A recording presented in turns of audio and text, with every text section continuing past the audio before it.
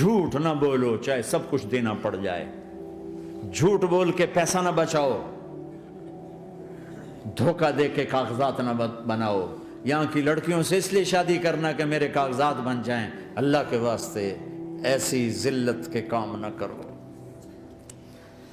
میرے نبی نے فرمایا جس نے دھوکہ دیا میری امت سے نکل گیا۔ نماز چھوڑنے پر کہا اس نے کفر کیا، جس نے نماز چھوڑی کفر کیا، اور جس نے دھوکہ دیا میری امت سے نکل گیا۔ من غش فلیس منا، جھوٹ نہ بولو، دھوکہ نہ دو، سب کچھ چلا جائے جانے دو، سچ کا ساتھ نہ، سچ کا ساتھ۔ ابن خراش رحمت اللہ علیہ کے بارے میں مشہور تھا، زندگی بھر کبھی جھوٹ نہیں بولا۔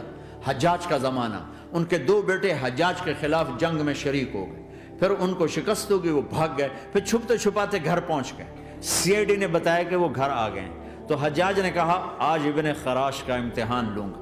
ان کو بلا لیا، کہنے لگا ابن خراش اور تیرے دو بیٹے ہمارے خلاف جنگ میں شریک ہوئے تھے، وہ پہ بھاگ گئے تھے، ان کی کوئی خبر ہے کہاں ہے؟ تو انہوں نے مسکرا کر فرمایا کہ حجاج زندگی موت تو اللہ کے ہاتھ میں، گھر آ چکے ہیں، گھر میں ہیں، ابھی وہیں چھوڑ کے آیا ہوں۔ تو حجاج نے کہا تیرے سچ پر تیرے بیٹے تجھے ہدیہ کرتا ہوں، اگر تو جھوٹ بولتا تیرا سر بھی اڑا دیتا، تیرے بچوں کا سر بھی اڑا دیتا، تیرے سچ پہ تجھے تیرے بیٹے تحفہ دیتا۔ مسلمان جھوٹ نہیں بولتا۔ چند پاؤنڈ کی خاطر تم کاغذات میں ہیرا پھیری کرو، ڈرو اس دن سے جس دن اللہ کے سامنے کھڑا ہونا ہے۔ ایک دفعہ سہارنپور میں جھگڑا ہو گیا، ایک جگہ تھی ہندوؤں کی، مسلمانوں نے قبضہ کیا ہوا تھا، تو ہندوؤں نے کیس کر دیا، انگریز کا زمانہ تھا، عدالت میں۔ وہ مسجد بنانا چاہتے تھے، ہندو مندر بنانا چاہتے تھے،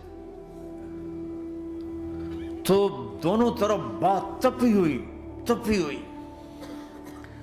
تو آخر وہ جج نے کہا بھائی کوئی ایسا آدمی ہے، ہندوؤں سے کہا، جو گواہی دے دے تو اس کی گواہی تم قبول کر لو گے؟ اور مسلمانوں سے بھی پوچھا، تو ہندوؤں نے کہا جی ہاں، مفتی مظفر حسین صاحب اگر گواہی دے دیں کہ زمین مسلمانوں کی ہے تو ہم دے دیں گے۔ تو مسلمان بڑے خوش ہو گئے، مفتی مظفر تو آخر اب مسلمان ہے تو ہمارے حق میں گواہی دے گا، تھا ان کا قبضہ ناجائز۔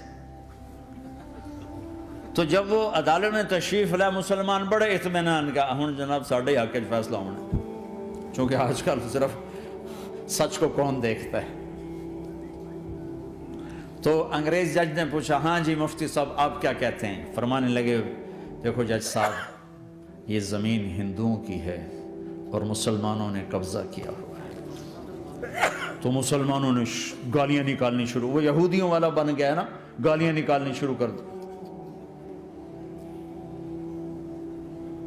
تو انگریز جج نے کہا آج مسلمان ہار گئے اور اسلام جیت گیا، آج مسلمان ہار گئے اور اسلام جیت گیا۔ اپنی ہار مان کے اسلام کو جتاتا، سچ بول کے اسلام کو جتاتا۔ جو اللہ کو نہیں مانتا وہ بھی کہتا سچ بہت اعلیٰ چیز، اور تمہیں تو تمہارا نبی کہہ رہا ہے الصدق ینجی والکذب یہلک، سچ نجات دیتا ہے، جھوٹ ہلاک کرتا ہے۔ آپ تشریف لے جا رہے تھے، آپ کو آواز آئی یا رسول اللہ، تو آپ نے ادھر ادھر دیکھا، کوئی نظر نہیں آیا، پھر آواز آئی یا رسول اللہ، پھر آپ نے دیکھا تو ایک ہرنی آپ کو پکار رہی تھی، ہرنی، وہ بندھی ہوئی رسی کے ساتھ۔ تو آپ اس کے قریب گئے، کیا ہوا؟ کہیں آپ کا ساتھی مجھے پکڑ کے لایا ہے، میرے چھوٹے چھوٹے بچے ہیں، بھوک سے وہ تڑپ رہے ہوں گے، آپ مجھے چھوڑ دیں، میں ان کو دودھ پلا کے واپس آ جاتا ہوں۔ اب وہ پرائی چیز ہے، تو آپ نے کہا اگر تو واپس نہ آئی تو پھر، کہ اگر میں واپس نہ آئی تو اللہ مجھے آگ میں ڈال دے، جہنم۔ تو آپ نے اس کی رسی کھول دی اور خود وہیں بیٹھ گئے۔ وہ دوڑتے دوڑتے پہاڑوں میں غائب ہو گئے اور آپ وہیں بیٹھے رہے۔ کچھ دیر کے بعد آپ نے دیکھا وہ پہاڑ سے اتر کر آ رہی تھی، کہ یا رسول اللہ میں حاضر ہو گئی۔ تو آپ نے اس کو رسی سے باندھ کے وہیں کھڑا کر دیا اور خود وہیں بیٹھ گئے۔ تھوڑی دیر ہوئی تو وہ آ گئے شکاری جو نے شکار کیا تھا، تو آپ نے کہا، ان کا نام کوئی نہیں موجود، تو آپ نے کہا میرے بھائی میری ایک درخواست ہے، آپ پوری کریں گے؟ کہ یا رسول اللہ کیوں نہیں، کہ یہ ہرنی مجھے ہدیہ کر دو۔ کہ یا رسول اللہ سب کچھ آپ کا ہے، کہا بس مجھے ہرنی چاہیے. کہا لے لیں. تو آپ نے اس کی رسی کھولی کہ جا بیٹی اپنے بچوں کے پاس موج کر. سچ نجات دیتا ہے، جھوٹ ہلاک کرتا ہے.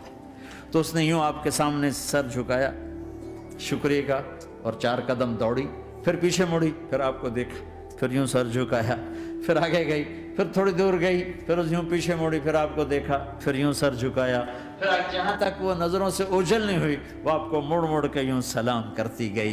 سچ تو ایک ہرنی کو نجات دے گیا، تمہیں نہیں دیکھا.